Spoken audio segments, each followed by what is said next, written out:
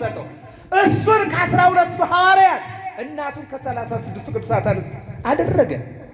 ይህን ስላደረገለት ፈደይሁኒ እኪተ እየተሰናይ ስለ በጎው ፋንታ በ30 ብር አሳልፎ ሸጠው። መሸጥ ብቻ አይደለም።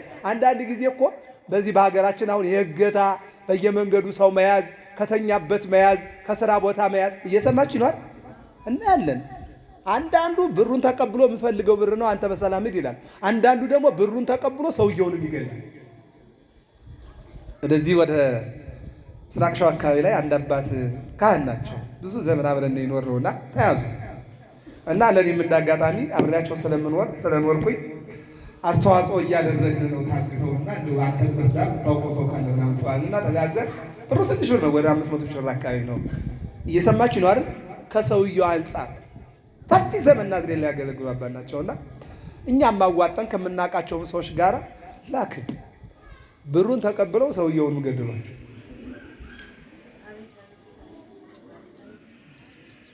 እንዲህ አይነት ጭከና ላይ ያለ እናቱን ደፍሮ አባቱን ገሎ ሐዋርያ ቢያደርገው እናቱንም የክብር ሹመት ሰጥቶ ከ36 ቅዱሳት አንስት ቢያደርግ እንደገና 30 ብር ሸጠው። 30 ብር ሽጦ እንኳን ብር እንደው ፍቅረ ነዋይ ከሆነ ይዞ ቢጠፋ ምን አለበት? አዞረና ደግሞ 400 ጎረምሳ ዱላ ገጀራ የያዙ ይዞ በቃ ስንት አልኳችሁ? 400 ጎረምሳ ጉልበት ያላቸው ብረት ያነሱ። ምክንያቱም ኃይለኛ ነውና አውቶን እንዳያመልጥ ይህን ያክል ሰው 400 አሉና ያዙ። እንደገና ደግሞ አንድ ነገር ትዝ አላቸው። አይ ዮሐንስ ወንጌላዊና እሱ መልካቸው ይመሳሰላል፣ እሱን ያዝን ብለን ዮሐንስን ብንይዘው ደሞስ አሉ። እዚህ ለኋላ ይሁዳ እኔ ያለውኝ እኔ ያሳያችኋለሁ ነው እያለ እየመራ መጣ። የት የሚጸልይበት ቦታ ደብረ ዘይት ዝቋላ ትዝ ይላችኋል። ባለፈው ቅርብ ጊዜ 12 ዓመት ዝቋላ እንግዲህ 3 አይነት ቦታ ነው ያለው። ከታች መሬት ላይ የሚያርሱበት የልማትና የተለያየ አገልግሎት ያለው ቦታ አለ፣ ታች መሬት ላይ ማለት ነው። ያው ምስራቅ ሸዋ ላይ ነው 10 ዓመት ናዝሬት ከተማ 10 ዓመት ስለኖርኩኝ ዝቋላ ደህና አድርጌ ነው የማውቀው። እየሰማችሁ ነው አይደል? ታች ያለው ያው የማሳያ የላሙ የበሬው የእህሉ ሁሉ ነገር ያለበት የልማት ቦታ አላቸው። ሁለተኛው ገደሉ መካከል ላይ የባይታውያን መኖሪያ አለ። ከምግብ የራቁ ንጽህ የጠበቁ ከሰው ጋር የማይገናኙ። ሶስተኛው ከላይ ሜዳው ላይ የምታዩት ነው፣ ቤተክርስቲያኑ ያለበት ነው።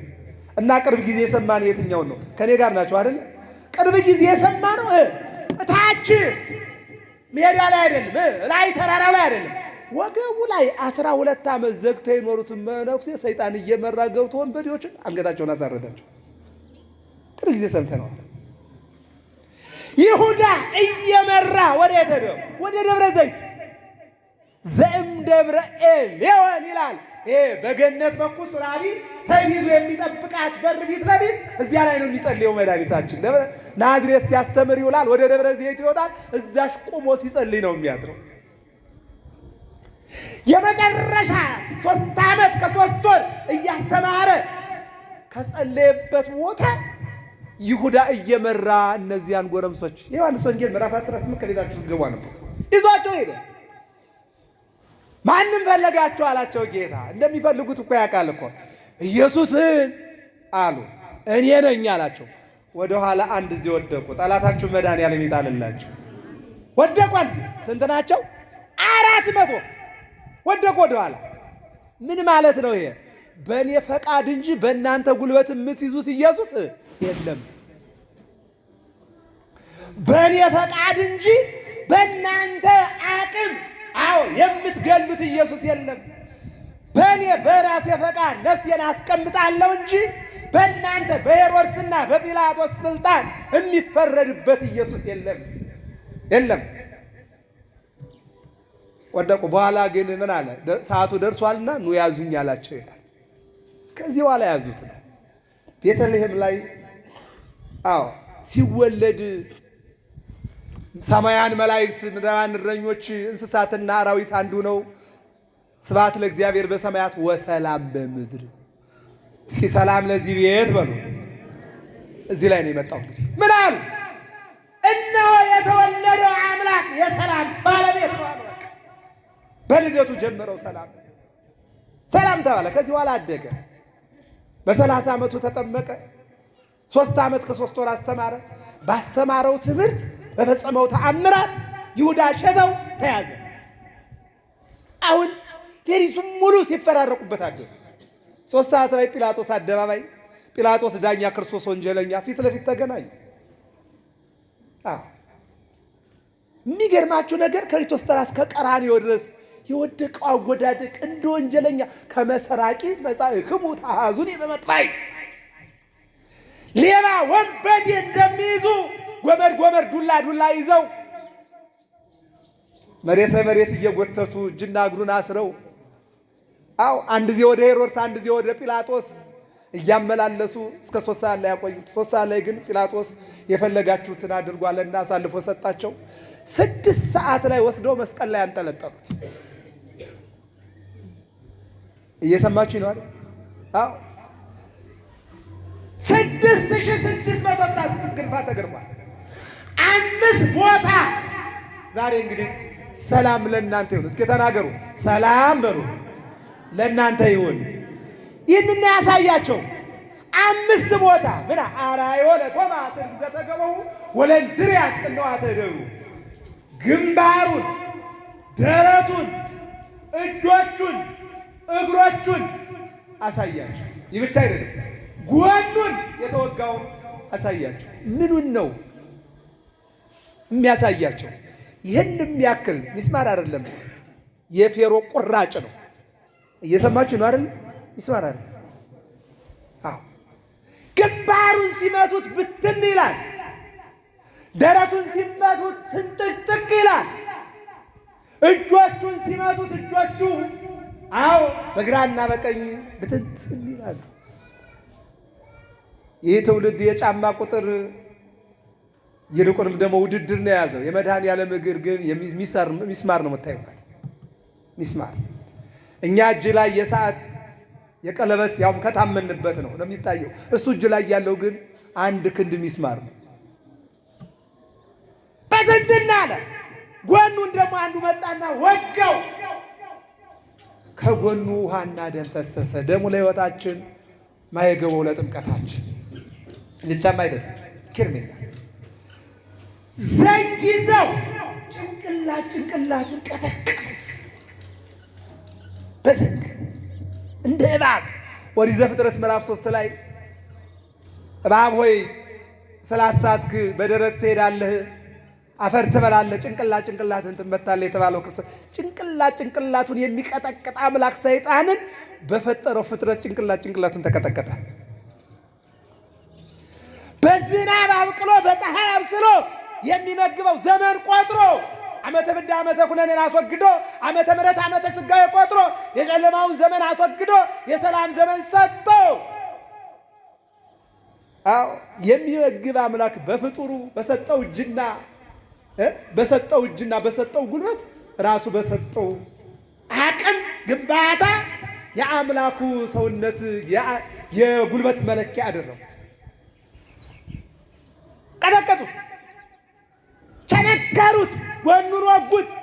እኔ ገርመኛል። እዚህ ትርጓሜ ላይ ለንጊሮስ ይባላል። በአንድ አይና ነው። ስንት አይና ነው? መጦ ጎኑን ወጋው። ጎኑን ሲወጋው የደሙ ፍንጣሪ እዚህ የጠፋው አይኑ ላይ አረፈ። የዮሐንስ ወንጌል ምዕራፍ 9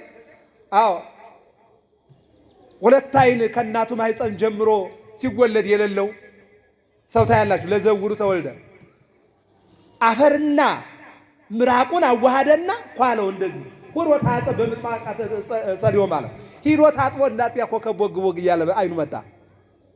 አይን ፈጠረለት ማለት ነው። እንደገና መስቀል ላይ ተንጠልጥሎ ስጋው አልቆ አጥንቱ ተቆጥሮ ደሙ ፈሶ ምን አረገ? የደሙ ፈሳሽነት አንዷ ነጥብ ብቻ ሄዳ የጠፋው ላይ ብታርፍ አይኑ ቦጋለለት። እንዲህ እናንተ ብትችሉ እይነጽ ደምን መለደም የታጸበ በማይ የወገረን መውገር፣ የገደለን መግደል፣ የደበደበን መደብደብ፣ የቀማን መቀማት እንጂ እንደው ለደበደባችሁ አይን ትሰጣላችሁ? በአንድ አይኑ ወቅቶኝ በሁለት አይኑማ ምን ያደርገኛል አይደል? እንዴ ምን ነው? እየሰማችሁ ነው አይደል? እግዚአብሔር ከሁላችን ጋር አይኑን አበራለት። ከዚህ በኋላ እንደገና ደግሞ ሆምጣጤ ያጠጡት። ከዚያ ቀጥሎ ደግሞ ጭንቅላቱ ራሱ ላይ አክሊል ያስፈልገዋል ብለው የሾህ ጉንጉን አስቀመጡ። ይህን አድርገው ሲጨርሱ እነሱ ዮሴፍና ኒቆዲሞስ አውርደው ቀበሩት። በሶስተኛው ቀን እንዳይነሳ ድንጋይ ቢያደርጉም ወታደር ቢደረድሩም የመጣበት ዓላማ ከመቃብር በራሱ ኃይልና ስልጣን ወጥቶ የመጀመሪያ ለሐዋርያት ሰላምን በመለስ ምንድን ነው? ሰላማቸው ተወስዶ ነበረ። ሰላማቸው ተወስዶ ነበር። በምን ያ ነግራችሁ ትምህርቴን ተቀልላለሁ። ምክንያቱም ተደጋጋሚ ስብከት ስለሆነ ስለምሰሙት እየሰማችሁ ነው አይደል? ለዚያ ነው እዚህ አሁን እዚህ ላይ የሳምንቱ ስብከት ላይ ትናንትም ከትናንት ወዲያም ስለሰማችሁ ነገው ድምፅ ስለሚደገም እዚያ ላይ ብዙ መቆየት ስላልፈለኩ ነው። አዎ የሚገርመው ነገር ይህ ሁሉ መከራ ሲያልፍበት አይተው ሁሉም ልባቸውም ፊታቸውም ተለውጦ ሰላም አጥተዋል። ምንድነው ሁሉ ያደረገ? ይሴን ላይም ወደ ጓለማያው መዝሙር 44 ቁጥር 2 ላይ ደም ግባቱ ውበቱ ከሰው ልጆች ይበልጣል የተባለ አምላክ ሰውነቱ አልቆ አጥንቱ ተቆጥሮ ደሙ ፈሶ ፍጡር በፈጣሪው ሰው በአምላኩ ጨክኖ በእርጥቡ ይህን ያክል ካነደዱ በደረቁማ እንዴት አነዳሉ እንደተባለ ይህን ያክል ሲጨክኑ የሰውን ጭካኔ የእግዚአብሔር ምሕረት አይተው ሁሉም አካላቸው ቢኖርም የሉም ነበር። ሰላም አጥተው ነበር። ሰላም አጥተው ባሉበት ምንም እንኳ መጀመሪያ ታምረ ኢየሱስ ግብረ ሕማማት ለድንግል ማርያም፣ ከዚያ ቀጥሎ ለማርያም መግደላዊት፣ ከዚያ ለስምዖን ጴጥሮስ ዮሐንስ፣ ሌሎቹም ደግሞ ባዶ መቃብር 5ም 3ም 2ም 1ም እየሆኑ ሄደው ቢያዩም አሁንም ሰላሙ ገና ነበር። ሁራን ግራይ ለአዳየ ከመተንሳይኩም እነሙታን እንደተነሳው ተናገሩ እያለ ቢልካቸው ግን አንድ ላይ ሆነው እስካላዩ ድረስ ውስጣቸው ሰላም አልነበረ።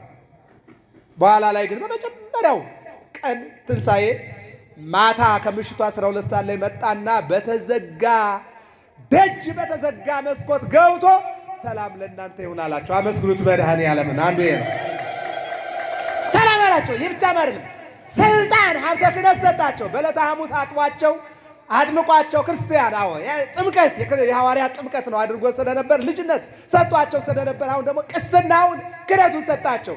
የሰጣችሁት ይሰጠው የከለከላችሁት ይከልከል በሚል ብዙ ነገር አለው። ያን ስልጣን ሰጣቸውና ባረካቸውና ተነስቻለሁ ብሎ አሳያቸው። ቶማስ አልነበረም። ይህ ሳምንት እንግዲህ የቶማስ ነው። በ8ኛው ቀን እንደገና ቁጥር 26 ላይ መጣና ሰላም ለእናንተ ይሁን አላቸው። ደግሞ ወዳጆች ሰላሙን እግዚአብሔር ይስጠን። ዓለምን እንደምናየው ነው። ዓርብ ሰላም ይላሉ፣ ቅዳሜ የጥይት ካዝና ከፍተው ይሸጣሉ። እሑድ ሰላም ይላሉ፣ ሰኞ በሰማይም በምድርም የሚሽከረከር ቴክኖሎጂ ወደ ጦርነት ይገባል። ዓለም ይሄ ነው። እውነተኛው ሰላም ያለ መድኃኔዓለም ላይ ነውና ሰላሙን ያደለን እግዚአብሔር። አሁን ቶማስን ተጠራጣሪ አትሁን እመን ብሎ ያሳመነበት ሳምንት ነውና ሁላችንንም አምነን እንድንጓዝ እግዚአብሔር ይርዳል። አሁን 11ዱም አንድ ሆኑና መድኃኔዓለምን አዩት። አንድ ያድርገን መድኃኔዓለም። አንዱ ነው አዩት። ተመለከቱ።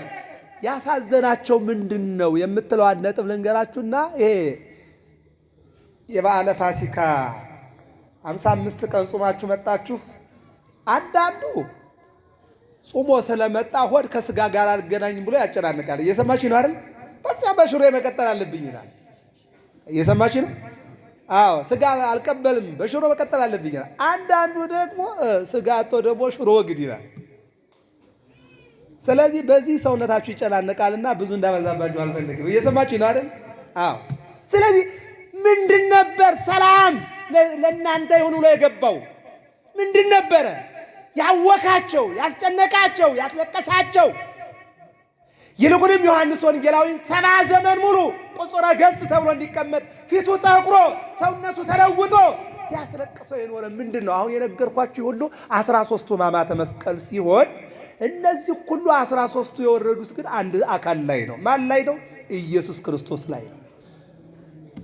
ያ ውበት ኢሳይያስ ነሣ ደዌነ ወጾረ ሕማመነ የእኛን ሕመም ተሸከመ፣ የእኛን በሽታ ተሸከመ፣ የእኛን መከራ ተሸከመ ብሎ ኢሳይያስ የተናገረለት ተጨነቀ፣ ተገረፈ፣ ተሰቃየ ለእኛ ብሎ ያ ነው። እነዚህ 11 አዎ የተረገመው የአይሁዳ ሲጠፋ 11ዱ ግን ተጨንቀውበት የነበረው ጉዳይ ያ ውበት ደምግባት ወደ ግብፅና ወደ ኢትዮጵያ እናቱ ይዛው ስትመጣ ወደ ግብፅ የመጣበት ዓላማ አንደኛው ትንቢት ለመፈጸም፣ ሁለተኛው ጣዖትን ለማጥፋት፣ ሶስተኛው ገዳም ለመባረክ፣ አራተኛው ሃይማኖት ለማጽናት፣ አምስተኛው በመልኩ ግብፃውያንን ሊስብ ነው ይላሉ መተርጉማን።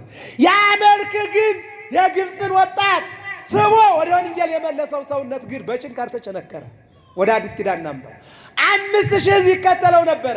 አንዱ ምግብ ፍለጋ፣ አንዱ መዳን ፍለጋ፣ ሶስተኛው ክስ፣ አራተኛው ደግሞ ለመማር፣ አምስተኛው መልኩን ለማየት።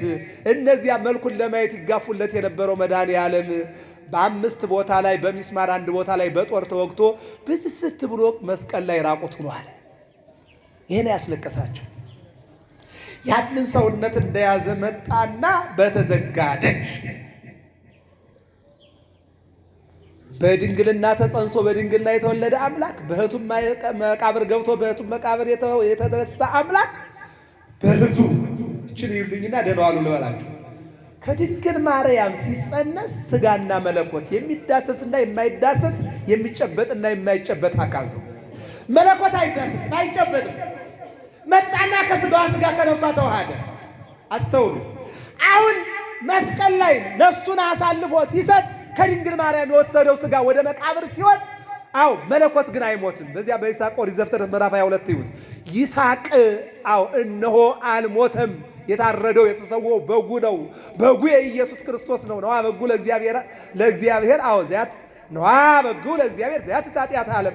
እነሆ በጉ የዓለምን ኃጢአት የሚያስወግድ የትኛው ይስሐቅን ቤዛ ሆኖ ያዳነው ማን ነው? ኢየሱስ ክርስቶስ። ስለዚህ መለኮት የተዋሃደው ሰውነት በድንግል ማርያም የተዋሃዱት መለኮትና ስጋና ቃል ስለሆነ የስጋ አካል ይሞታል፣ መለኮት ግን አይሞትም። ለዚህ ነው ዋድ መስፈስ አይንቲሁ ዮሴፍና ኒቆዲሞስ ሲገንዙት አይኑን ግልጥ አረገና ዝም ብላችሁ ትገንዙኛላችሁ እንዴ ቅዱስ እያላችሁ ገንዙ ብሎ ያናገራቸው ለዚያ ነው። አሁን ደግሞ በተዘጋ ደጅ በተዘጋ መስኮት ገብቶ ሰላም ለእናንተ ያላቸው መለኮት የማይጨበጥ የማይዳሰስ በየትኛውም ቦታ ገብቶ መውጣት የሚችል ስለሆነ ገባና ሰላም ለእናንተ ይሁን አለና ግንባሩን የተቸነከረውን፣ ደረቱን የተቸነከረውን፣ እጆቹን እየብቻ የተቸነከሩትን፣ እግሮቹ ተነባብረው የተቸነከሩትን አሳየና ደስ ይበላችሁ ተነስቻለሁ፣ ጠላት አፍሯል አላቸው። እልል በሉና አመስግኑ። ይበቃናል። ወስብሐት ለእግዚአብሔር።